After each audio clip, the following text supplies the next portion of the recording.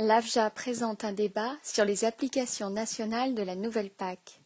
Le point sur l'agriculture de 4 pays de l'Union européenne. Bien, nous sommes donc réunis aujourd'hui sur les applications nationales de la nouvelle PAC, un sujet d'actualité, le président Lasseur vient de le rappeler, un sujet d'autant plus d'actualité que les différents pays qui sont autour de cette table, comme les autres d'ailleurs dans le lieu, n'ont pas tout à fait fini de traduire cette nouvelle PAC, tout n'est pas terminé, parce que aussi il y a un véritable bras de fer en ce moment entre le commissaire Ciolos et les États membres sur la mise en œuvre de cette PAC, et notamment sur tout ce qui est le volet du verdissement, où les États membres font tout ce qu'ils peuvent pour édulcorer ce volet. Et puis, sujet d'actualité, parce que le commissaire Ciolos a aussi demandé à la présidence grecque de l'Union européenne d'organiser dans les prochaines semaines une conférence ministérielle pour justement faire le bilan de l'application nationale de la réforme de la PAC. Alors, ce que je vous propose, c'est qu'on entende les uns et les autres sur les points forts de cette application, de ces applications nationales de la PAC. Donc, je vais proposer à Johan Olof de commencer pour l'Allemagne et de nous dire où on en est. Oui. Pour la mise en œuvre de la PAC en Allemagne, il y a des objectifs. Le premier objectif est qu'un renforcement des aspects environnementaux est important pour répondre aux défis. Deuxième objectif, maintenir la production, ce qui est important pour le développement des zones rurales et pour la situation économique des exploitations. Et troisième objectif, éviter une augmentation de la bureaucratie. Concernant la convergence, l'Allemagne opte pour 100% jusqu'à 2019. Pour les jeunes agriculteurs, on va introduire une aide. L'Allemagne ne va introduire des aides couplées. Si nécessaire, on peut piloter dans le deuxième pilier pour soutenir quelques filières qui sont peut-être en difficulté indirectement. Le dernier point est le verdissement. On envisage une utilisation complète des options qui comptent comme surface d'intérêt, beaucoup d'options, et l'Allemagne va utiliser toutes les options. Nicolas Van Hofstall, les Pays-Bas, deuxième exportateur mondial de produits agricoles et agroalimentaires, petit pays mais grand pays agricole. Où en est-on chez vous? Qu'a-t-on fait pour appliquer nationalement cette politique agricole commune? Quelques points sont très importants pour notre position. Nous avons parlé de verdissement. Pour nous, le verdissement, c'était un élément très important. Et c'était important parce que ça a donné une légitimation pour l'aide directe. Et ça touche énormément quelques secteurs aux Pays-Bas. Par exemple, le secteur laitier, aussi pour le secteur pommes de terre péculière et pour la production de peau. Ce sont des secteurs qui sont énormément affectés par le changement de système. Nous avons opté pour tous les secteurs que finalement en 2019 que l'aide par hectare est la même. Je pense que ce qui est très important dans la PAC est qu'à un côté, nous avons un PAC qui est réellement un PAC communautaire, mais à l'autre côté, il y a aussi beaucoup de flexibilité de faire des choix nationaux. Et adapter le PAC dans une manière à des situations régionales ou nationales. Bien, cette nouvelle PAC, c'est aussi, on l'a dit, de la redistribution des aides entre États membres. Et à ce moment de notre discussion, deux pays, la Pologne et le Royaume-Uni, qui ont leur singularité par rapport aux pays que nous venons d'entendre.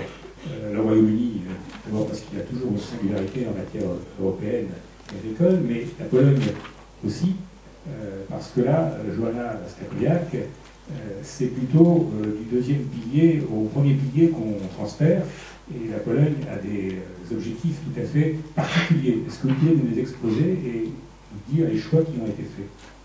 Je voudrais souligner nos enjeux principaux pour notre modèle, pour notre nouveau modèle de la PAC.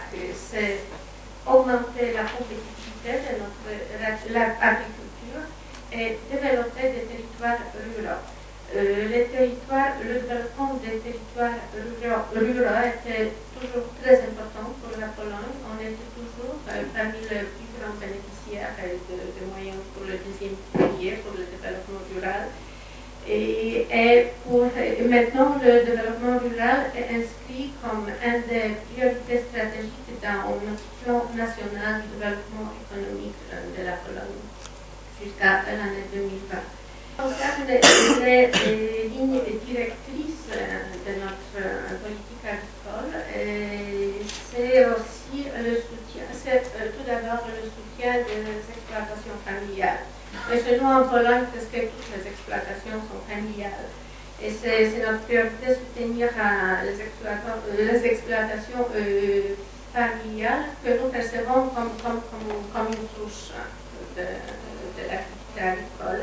Après, soutien aux jeunes agriculteurs et après à la production animale, ça veut dire à l'élevage, la production, la transformation de la viande et du lait. On a décidé de transférer des moyens du deuxième pilier au premier pilier. Et ça sera au niveau maximum autorisé, ça veut dire au niveau de 25%. Et j'évoquais ce transfert décidé du deuxième pilier au premier pilier. Tout d'abord, c'est dans le but de maintenir l'aide moyenne à l'hectare au niveau de 230 000 euros. 230 euros. C'est presque au niveau européen. Nicolas Whitehead, nous passons au Royaume-Uni et même exercice que vos prédécesseurs. Dites-nous ce qui a été décidé dans votre pays pour appliquer la PAC et les choix politiques qui ont présidé à ces décisions. Donc, notre position s'attend autour de trois principes. Et vous savez bien, j'imagine. Donc, on veut mieux utiliser l'argent des contribuables. On veut quelque chose qui est plus juste pour les agriculteurs anglais et quelque chose qui soutient l'engagement du gouvernement britannique, vraiment améliorer l'environnement naturel. Et j'espère que vous allez voir que le gouvernement connu, on met l'accent sur l'environnement. Donc concernant le programme de développement rural, on va recentrer les dépenses publiques sur l'environnement. Donc en ce moment, il y a 83%, et aujourd'hui, ça va être plus tard, ça va augmenter à 87% du programme de développement rural. Et donc avec la somme qui reste, donc 13%, on va vraiment mettre l'accent sur la croissance et l'emploi. Et on va créer un rôle pour ce qu'on va appeler, je vais dire en anglais, c'est les Local Enterprise Partnerships.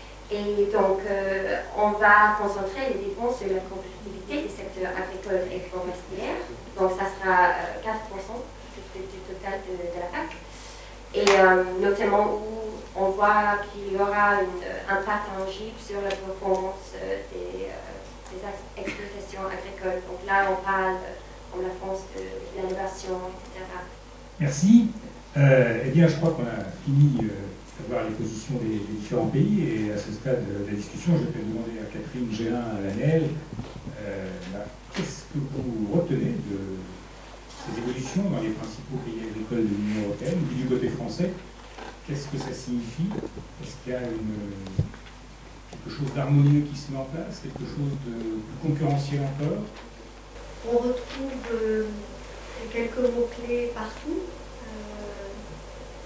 Relégitimation de la PAC et bonne utilisation des fonds publics.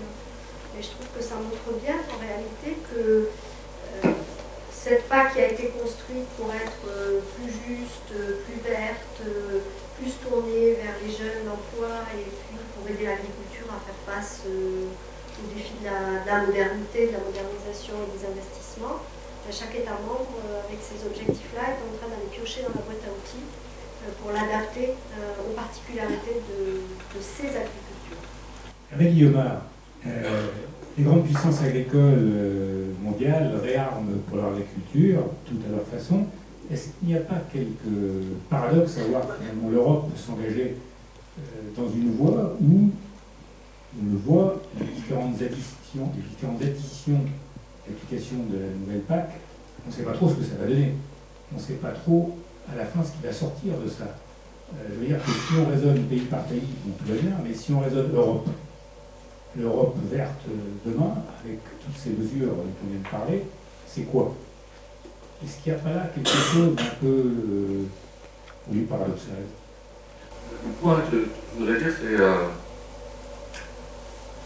on peut voir le verre à moitié vide ou à moitié plein. Donc, il y a quand même, l'Europe a réussi à maintenir un budget agricole conséquent.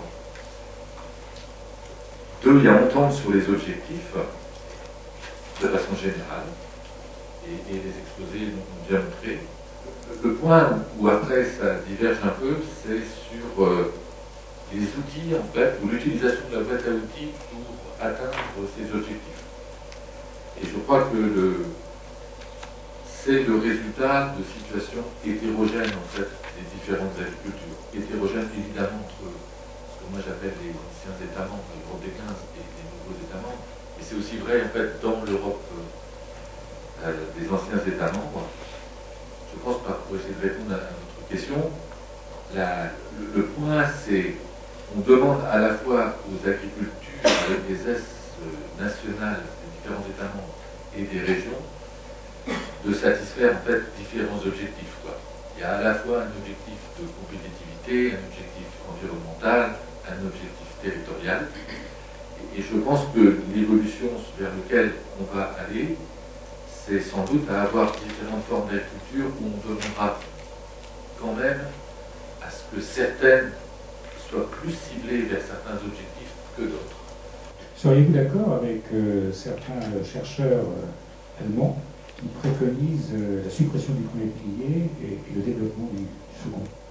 Je pense que la question c'est, vous avez des objectifs à fixer, tout le monde est à peu près d'accord, et vous avez des outils après à mettre en œuvre, et à la limite, tant que ça reste global, quand ce sont des objectifs globaux, et par exemple mieux protéger la biodiversité, lutter contre le changement climatique sont des biens publics globaux, et donc ça doit se faire à une échelle européenne, donc supérieure en fait aux régions et à l'État.